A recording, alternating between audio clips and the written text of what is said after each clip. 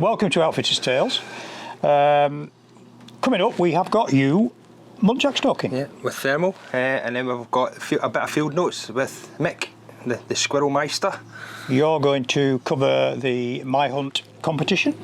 And then we've got the winner of our monthly competition for the £250 Hollands voucher. Good prize. So before we go into it, just a brief update on what we're doing. I've been messing around with bees last couple of days. Yeah, obviously the weather's a bit warm again. Probably hear them, it's about 30 degrees now. Yeah, and I'm just about to go on the range with a client who's wanting to do some stalking. So from Singapore? From Singapore, yeah. So, Anthony, nice guy. Nice Singaporean name, that. Anthony, yeah. No, his proper name's, I can't even pronounce it. It's his English name. Right then, so you Muntjac stalking in Hertfordshire with me on the camera. Yeah, we'll see. See the quality.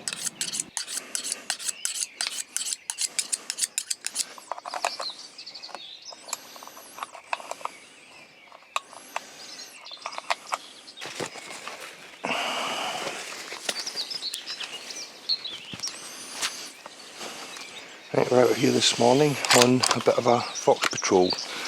Speaking to the keeper yesterday, he's got his birds coming in the next week or so, and there's a few foxes around that he wouldn't like to be here anymore. So what I've come out with today is the NocPix H50R on top of the Hauer rifle, and we'll try and dispose of some of these pesky little ginger things. I like ginger things, but not when they come to eating pheasants.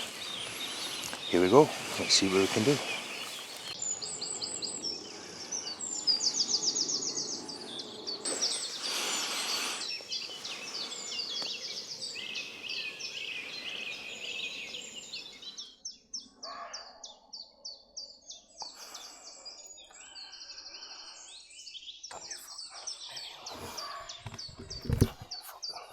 Right, so we've got a Muntjac over here. If I wasn't using binoculars, I wouldn't be able to see what the backstop was, which is one of the disadvantages of using thermal. So all I'm going to say is, even though you're shooting with thermal, you still need to know your backstops. You still need to be able to use your binoculars to identify 100% prior to shooting using thermal. As you can see there, that's a little doe there.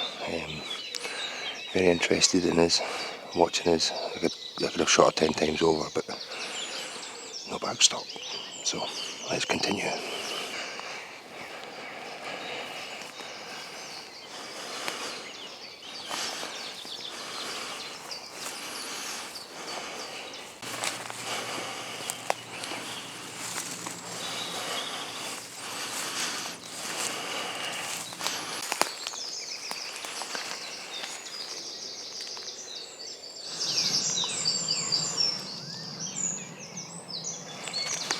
Another one behind it.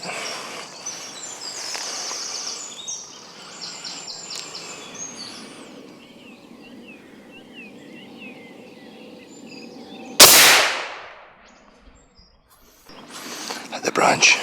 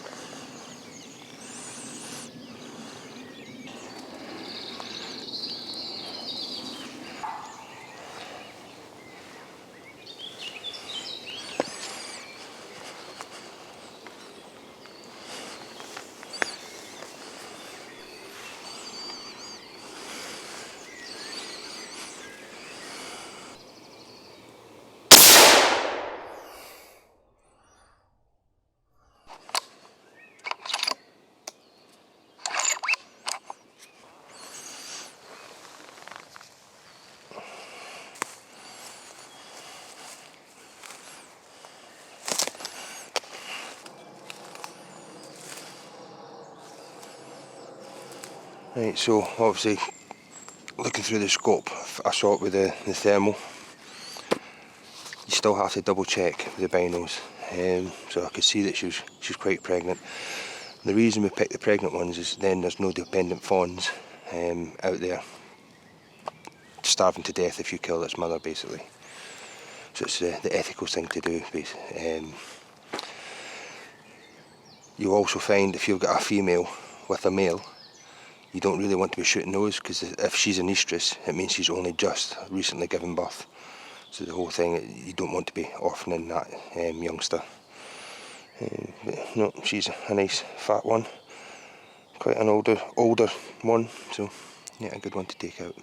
Youngsters, so they can breed after sort of 6 to 8 months, have the first estrus, shall we say.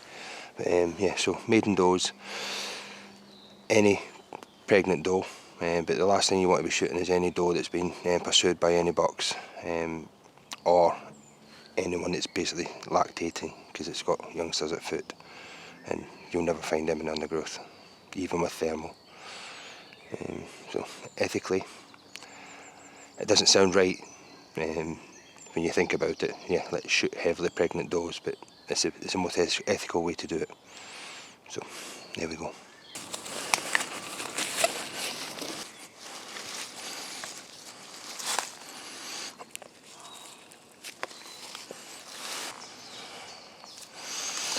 Get one of my saws out, which is sold out, by the way.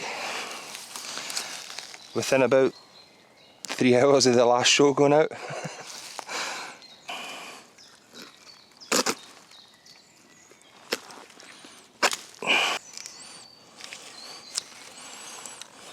So, slightly different from the last one that we saw on video. It's a little bit more broken. This time of year there's loads of flies, so we don't want to be leaving it hanging too long. We want to be getting it into the bag as soon as possible. Right, so the bag I've got here is the Ogden's row sack, the compact row sack. So we've got the backpack here, and then inside the actual backpack we have our own little standalone row sack.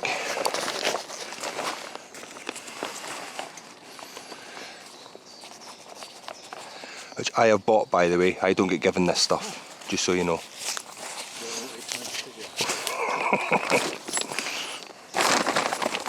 But yeah, I've got the Ogden Sika sack as well, which is really good for sort of up to sort of fallow size deer. If you're carrying out, especially if you're up in clear feather stuff, it's always easier to carry out than drag. So we'll just get this up and into the bag.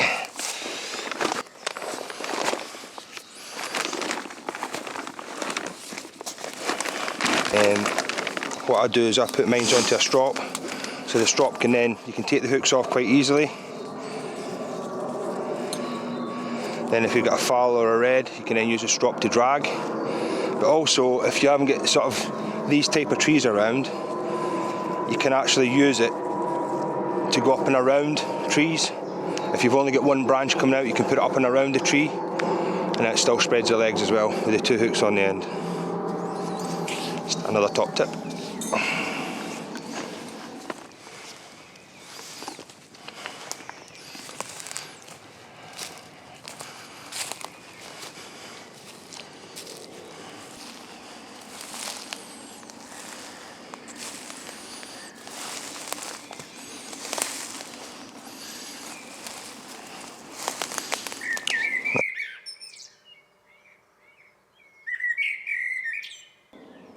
So I've had this NocPix H50R out on the Hour rifle for probably a month now. You've probably seen one of the previous shows where we did a bit of foxing with it. So I've had it down here in Hertfordshire into these really thick woods to give it a good run out. It was initially after a fox, but we've managed to capture a Muntjac. Things I'll say about the Ace. I've got nothing honestly bad to say about it. Battery life is phenomenal. You'll see the clarity of the scope, especially during hot weather when a lot of the thermal stuff falls down just due to the contrast and stuff. Again, it could be down to contrast settings, but this stands out head and shoulders above any scope that I've used so far. Obviously I've not used all the scopes, so this is my personal opinion, but more than enough scope to shoot anything that you may want to be involved with. in conjunction with the NocPix Vista I've been using for the past few days. There's nothing else you want. Obviously a set of binos maybe to positively identify your target if you're shooting deer, but for foxing, long range shooting with this is a breeze. It's ×3 minimum zoom, so which is good for me, because you can get onto the target animal relatively quickly, zoom in straight away, bang, fox down hopefully. But no, really pleased with it. Obviously we'll be putting it through more paces over the coming months, but suffice to say I'm more than impressed. Nice clip that. Yeah, I think it's good to leave in the sort of, obviously you'll see the big black dot on the branch on the first Muntjac that I shot at. We've spoken the whole about reason this. the whole reason we did this was to highlight the fact that obviously you can use thermal for it, but it does have its drawbacks, and that is definitely one of the drawbacks. You can't see anything really in the foreground through the scope as much. Obviously it looks a lot different on the actual picture itself. I think fair to say, I mean, a lot of experience of foxing with various NV thermals and all the rest of it. When you're doing foxing and stuff, you're out in the middle of a field. Yeah, it's open, isn't it? And but then stalking him, I mean, we don't use them for stalking anyway. Period. I mean, obviously, it was an experiment, wasn't it? It was just we wanted to try it. I mean, Muntjac, it doesn't. You can get away with making a mistake because they're in season all year round, although we still want to be selective about what we're shooting. So potentially you still need a good set of optics. You've still got a good set of optics to check and all the rest of it. But it was quite interesting. It was an experiment. Yeah. And the thing that we expressed concern about before with thermals and line of sight and what you can see and what you can't see, you see the...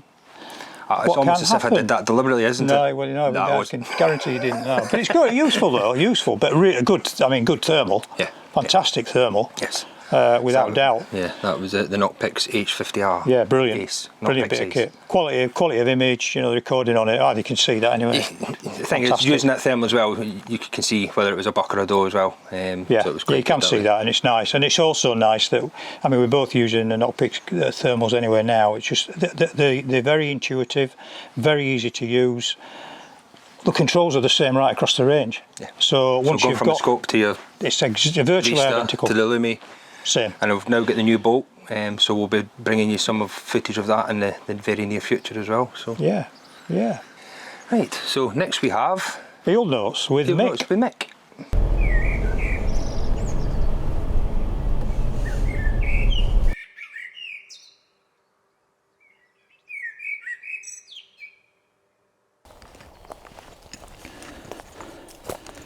Hi, another instalment on Field Notes. This one's talking about positioning of feeders. Now, like I said before, I'll always recce the land, probably 3 days walking around, you know, maybe less, 2 days sometimes, but like as much as possible to get a good feel for the woods. If it's a big wood, it's going to take 3 days, no problem. This is a perfect area. Beech trees galore, you've got oak tree in the distance, pine trees that way. But if you look around the ground, it's all covered in beech tree leaves, it's all gone crunchy. If you dig below that, this is what you need to find. Beech nuts. They're all last year's beech nuts. That's a good sign. The squirrels go crazy for them. And then end of the year when these are all masting up, they're all in the trees, that's where you need to be. You find an area that's got these in, I'll guarantee you're going to get squirrels on there. Only one thing better than this, and that's hazels. Hazels are a little bit sparse last year, but if you look round, the ground's covered in them. So we've got a bit of a clearing. There's one big beech tree in the middle. I'm over there, 35 yards, perhaps 40 yards away in my hide. Feeder's topped up, I have a lot of scatter feed round, but the area is perfect for it. Lots of cover in the distance, so you can, when you're in the hide, you're looking out this way, anything in the distance you can see coming. It'll slowly come in, but it's not only masking itself from you, it's masking you from it as it's coming in. It's not a way there. Slowly it'll come in. Just get yourself ready. It gives you time to get the gun on the rest. Get yourself prepared. Get the gun cocked, ready for the squirrel. Once it's in place, bang, it's all over. Like I say, picking a place like this is ideal. It took me a couple of days to walk this wood, and I found this area. Thought this is perfect. And I've had I've lost count how many squirrels I've had from here. It's, you know, I've had hundreds from this wood, and I've probably had 70 from this one feeder. They just keep coming from all over. Like I say, the idea. Check the land out, see what's on the ground. If there's beech mast on the ground, it's going to be a good place. If it's a bit of a clearing like this, it helps because you can see them coming. In the distance it's quite thick, so you can see them coming, but you've got that cover. Another thing you want to think about when you're putting a feeder on, you can either have it face on or sideways on. A lot of people put them face on, but you'll miss a shot and you don't know where that pellet's going or bullet's going or whatever you're using. You have it face on, you've got the tree as a bite drop. Now, nobody with any sort of ability is going to miss that tree, was it 20 inches wide from 35-40 metres. If you're not hitting that tree, put the rifle away, pick up your Monopoly. So that for me is the way to do it. You're going to run the risk of shooting a glass out on the front. That's a cheap option. If you fire it that way, you don't know what's wrong that way, and there could be people in that's not supposed to be near, there could be something you're not supposed to shoot in. So for me, head on, that's the way for it. This is what you want to think about. When I top mine up, I flatten the top down, so that if you come to look in the feeder, lift the top up. If it's still flat, you know nothing's been in there. If it's got a little bit of digging, it's like sort of shelved away, you know something's been there digging, and you know it's probably going to be a squirrel, so you know you're onto one. One thing I've not got on this one's a camera. I've got my camera situated everywhere else. This one's a shooting one, so if I turn off for this one, I know I can shoot. I don't need a camera to tell me anything. The squirrel's in the area. If it's going to be, it's going to be here. The next one's got cameras. The one after that has got cameras and a strap. But we'll take it away and we'll go to the next one now. Hopefully that's helped. Like I say, good recce. Look and check the ground out. Pick a likely spot. Look what's on the ground. See what's been eaten before. You'll see plenty of shells that's been opened already. There's one or two monkey nuts on down here that's been opened, but that's what I've put down. But the beech nuts, the beech mast, that's all been picked and eaten, and you can tell it has. So that is a good place to start. You'll not go wrong with that.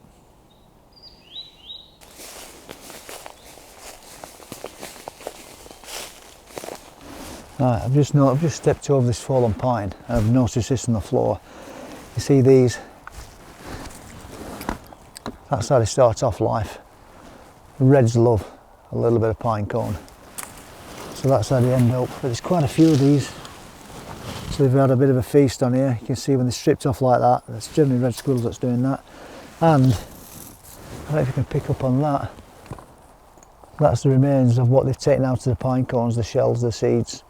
And you can see I can saw that. In fact, I hope you can pick up on this, but it's all over. So they've obviously been sitting here feeding on these pine cones rather than taking my feed, which is good. I mean, to be honest, feeding the reds for us is a supplementary thing. We don't want to get them reliant on the feed we give them. It's good for them to keep to the normal stuff. The reds, the grey squirrels, obviously we want them to come to our feed so we can pick them off. Sometimes you have to pick them off the woods because they took this feed away or they're feeding on something else. But we work it two different ways. Supplement the feed for the reds, and the feed for the greys is an attractant to a draw for them, so we can get onto them and take them out of the picture. But yeah, that's a good thing to see. That says to me plenty of healthy reds here. Right.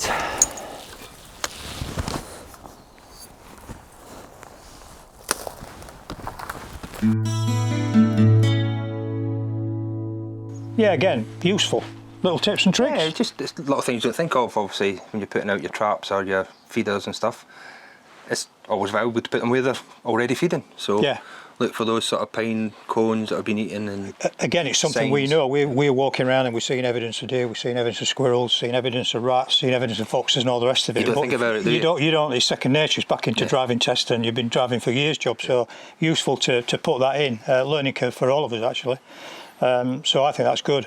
Yeah. And obviously how to put the hides up and stuff and where to position them compared to where the feeders are. Yeah, I mean Mick's we're going to follow that up. So the next field notes from Mick, I believe, is going to be hides and positioning of hides, etc., which will be a good one. Now, I've never done that. I've never set that up. I mean, I've either shot squirrels, trapped them, or walked through a wood, or with an air rifle in the trees. Or poking the drays with and shooting them with shotguns. I've never actually sat, baited them or anything. So I found that interesting. Yeah, it's something I've not had much, in fact, very little experience of. As I say, it's normally get into the woods, spot them, good. Shoot them. Yeah, good. So you've got limited hours left, guys, because obviously the MyHunt basically competition to win a sika or red stock up up in Argyll with us is about to finish at midnight tonight. So if you're watching this on Tuesday, you're too late. So make sure you get your last minute. Yeah, literally. Joining basically all you need to do is go into the MyHunt app and subscribe to the Pro subscription. And you're entered. That's a good price. That. And everybody's entered into it, so that's a good price. It's, 2 days, 2 days stag stalking. I mean, and it's cracking ground. I mean, it's a beautiful area. Notwithstanding the hunting, I mean, the area is fantastic. It's a nice little pub, really good crack in the evening. It's really good carry on. A couple of jars in the evening, maybe. Possibly. Just a couple. But no, so obviously on that as well, your first stag's free. So, and if you do want to go on for any further ones, I'm sure we'll be able to do you a deal. Yeah. Yep. Good price. Get in. You've got a few hours left, so there you go. You have been warned. Yes. And speaking of competitions, along the same lines, see that link then? there, yeah, you're getting good at this linking. There we go. Holland's Country Clothing. It is. We are recording this a few days before this will go out, so we're not actually have drawn the winner. But when this goes out, congratulations, you are here. You have won a £250 voucher to spend on anything you like with Holland's Country Clothing. So if you've got any problems with getting in touch, you know how to get in touch with Holland's or anything, then just give us a bell and we'll put you in touch with the guys. They've got a lot of offers on at the moment, so if you can be really thrifty with this 250 quid, or you can get a particularly good piece of kit. Yeah. Speaking of competitions, last month's competition winner hasn't claimed his prize yet. Oh, really? No. Oh. So you've got to the end of this month to claim. I forget what your name is, but we'll put it down here below again. Reminder. As a reminder. And basically, if he doesn't claim it by the end of the month, as in the end of June, we will redraw. Put it on him, yeah. Yeah. Redraw, put it on again. Redraw. Yeah. Redraw. Fine, good. So all those who entered the competition or were eligible for the competition last month, you'll be put back into the draw. Oh. Best get in touch. Good news all round then, eh? Yeah. Excellent. Unfortunately, obviously, we can only hold it for so long because we'll need to start arranging for the sort of July. Yeah, we've got to get it in, haven't we? Because it's during the rut. If anybody knows him, please get in touch with him as well. Yeah, give him a jug. Yeah. Give him a nudge. So that's about it then, really. Only thing is, we'll just put a little bit on the end here of the bees, what they're producing. So I've been bottling honey just before this. So I just got a little clip of the jars of honey there, which is a fantastic vintage this year. You've just got a jar to try. Yes. Really light runny honey, but anyway, it's self-explanatory. I hate to admit it. It's not Chris that makes it good, good honey. It's these bees. Oh, here we go. I train the bees. That'll be my phone then. Again. There we go. Right then, turn phone off before filming. Yes. So it's a good night from me. And it's a good night from him. And remember, turn your phone off before you start filming and keep liking and subscribing, and please watch this space. Keep the comments coming, guys, because we really enjoy watching them. And I'd just like to make a special mention to Joe Everett, who comments every week in the comments. Stand by, buddy, we might have a wee thing coming for you, just because you're one of our sort of prized. Oh, that's nice. Yeah, stand by, we'll get in touch with you. Good stuff. Right, we've rambled. Done. Cheers.